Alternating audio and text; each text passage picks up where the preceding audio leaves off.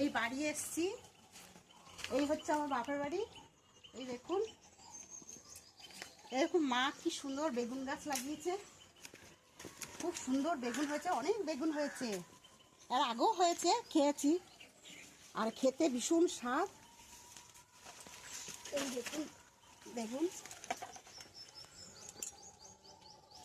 এই একটা বেগুন তুলছি।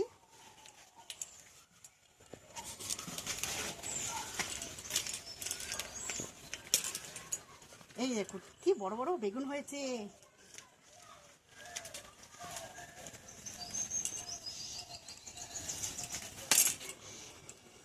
ওটা এরকম লঙ্কা লাগিয়েছে, কি সুন্দর লঙ্কা হয়েছে।